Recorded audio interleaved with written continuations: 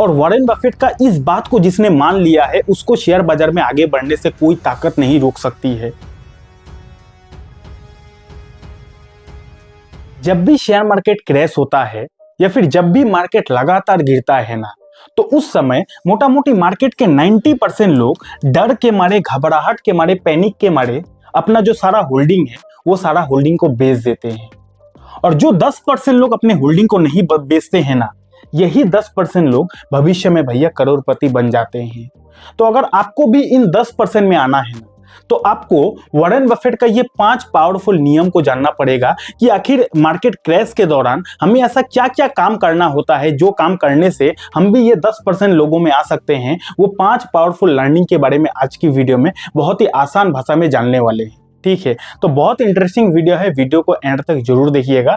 चलिए करते हैं वीडियो की शुरुआत। सबसे पहले वॉरेन बफेट सर जी ये कहते हैं कि स्ट्रॉन्ग बिजनेस कभी भी जीरो नहीं होते हैं। यानी कि कहने का मतलब ये है कि स्टॉक मार्केट क्रैश में सिर्फ स्टॉक गिरता है लेकिन कंपनी का बिजनेस भैया नहीं गिरता है।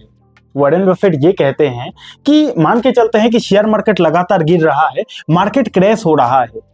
अब जबकि मार्केट क्रैश हो रहा है तो शेयर बाजार में जितना भी कंपनी है उन कंपनी का शेयर भी गिरेगा। तो ये वही हमें बताना चाहते हैं, सिखाना चाहते हैं कि स्टॉक मार्केट क्रैश में कंपनी का स्टॉक का प्राइस गिरता है लेकिन कंपनी का बिजनेस नहीं गिरता है। कंपनी जो मार्केट में बिजनेस कर रही है वो तो business as it is same ही चल रहा है ना मार्केट में। वो तो स्टॉक मार्केट में स्टॉक का प्राइस गिर रहा है। फॉर एग्जाम्पल मान के चलते हैं एक ए नाम का कंपनी है और ये कंपनी शेयर बाजार में लिस्टेड है। अब शेयर बाजार में आ गया क्रैश और ये कंपनी का शेयर का प्राइस गिर गया भैया टॉप से 50%, यानी कि कंपनी का 50% शेयर का प्राइस गिर गया। अब जबकि कंपनी का 50% शेयर का प्राइस गिर गया तो क्या इस कंपनी का बिजनेस में कोई हैम्पर पड़ा? नहीं पड़ा।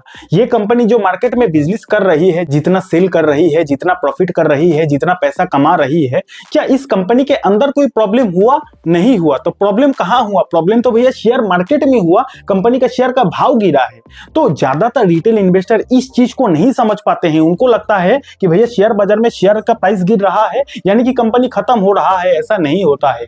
मार्केट जब क्रैश होता है तो ए से लेके जेड तक हर कंपनी का शेयर का भाव गिरता है। अब जबकि मार्केट क्रैश हो रहा है इसका मतलब ये थोड़ी है कि इंडिया का हर एक बिजनेस खतरे में आ गया, इंडिया का हर कंपनी डूब गया। ऐसा नहीं होता है। मार्केट क्रैश में हर कंपनी का शेयर का भाव गिरता है। इसलिए वॉरेन बफेट सर जी हमें ये बताना चाहते हैं कि स्टॉक मार्केट क्रैश में स्टॉक गिरता है लेकिन कंपनी का जो बिजनेस है वो नहीं गिरता है। इसलिए हमें उस समय घबराना बिल्कुल भी नहीं चाहिए। नेक्स्ट वॉरेन बफेट कहते हैं कि market crash is an opportunity not punishment. यानी कि ज्यादातर रिटेल इन्वेस्टर को ये लगता है कि मार्केट गिर रहा है, मार्केट क्रैश हो रहा है, मैंने जो कंपनी के शेयर को खरीदा है ये गिर रहा है, तो रिटेल इन्वेस्टर इस गिरावट को पनिशमेंट सोच लेता है। जबकि वॉरेन बफेट का ऐसा कहना है कि मार्केट क्रैश कभी भी पनिशमेंट नहीं होता है बल्कि मार्केट क्रैश तो भैया एक अपॉर्चुनिटी होता है। तो रिटेल इन्वेस्टर को वॉरेन बफेट ये समझाना चाहता है कि जब बाजार गिरता है तो इसको पनिशमेंट के नजर से नहीं देखना चाहिए, इसको एज ए अपॉर्चुनिटी की नजर से देखना चाहिए। क्यों अपॉर्चुनिटी की नजर से देखना चाहिए? क्योंकि वॉरेन बफेट कहते हैं कि मार्केट क्रैश इन्वेस्टर को सजा देने नहीं बल्कि मौका देने आती है। प्रॉब्लम यह है कि हम उस मौके को डेंजर समझ लेते हैं।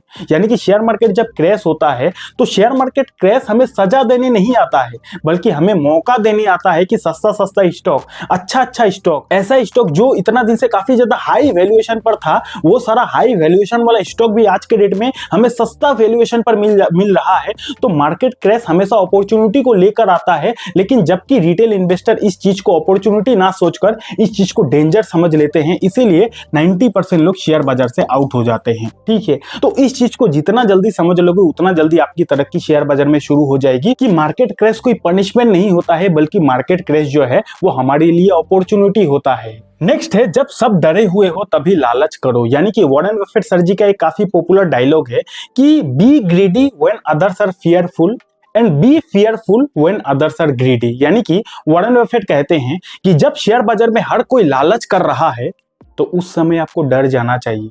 और जब शेयर बाजार में हर कोई डरा हुआ है, हर तरफ पैनिक फैला हुआ है, हर कोई रो रहा है, उसी समय आपको लालच करना चाहिए। क्योंकि जब शेयर बाजार में हर कोई डरा हुआ है, जब शेयर मार्केट क्रैश होता है, तो उस समय अगर लालच दिखाया जाए तो उस समय अच्छा स्टॉक भी हमें सस्ता भाव पे मिलता है। और वॉरेन बफेट का इस बात को जिसने मान लिया है, उसको शेयर बाजार में आगे बढ़ने से कोई ताकत नहीं रोक सकती है। ठीक है, वो कहते हैं कि मार्केट गिरता है नेगेटिव न्यूज से, सोशल मीडिया में पैनिक फैलने से, लेकिन स्मार्ट इन्वेस्टर हमेशा डाटा देखता है, ना कि ड्रामा देखता है। यानी कि शेयर मार्केट कैसे गिरता है? कोई नेगेटिव न्यूज आ गया उससे गिरता है, सोशल मीडिया में पैनिक फैल गया उससे गिरता है। लेकिन जो स्मार्ट इन्वेस्टर होता है वो कभी भी न्यूज और पैनिक पर भरोसा नहीं करता है। स्मार्ट इन्वेस्टर हमेशा डेटा को देखता है कि किस रीजन से मार्केट गिर रहा है, किस रीजन के वजह से ये कंपनी गिर रहा है। स्मार्ट इन्वेस्टर हमेशा डेटा देखता है। स्मार्ट इन्वेस्टर कभी भी सोशल मीडिया में जो पैनिक न्यूज फैलता है उसको फॉलो नहीं करता है। और ज्यादातर रिटेल इन्वेस्टर हमेशा सोशल मीडिया में पोस्ट को देखकर स्टॉक का बाई एंड सेलिंग का डिसीजन लेता है।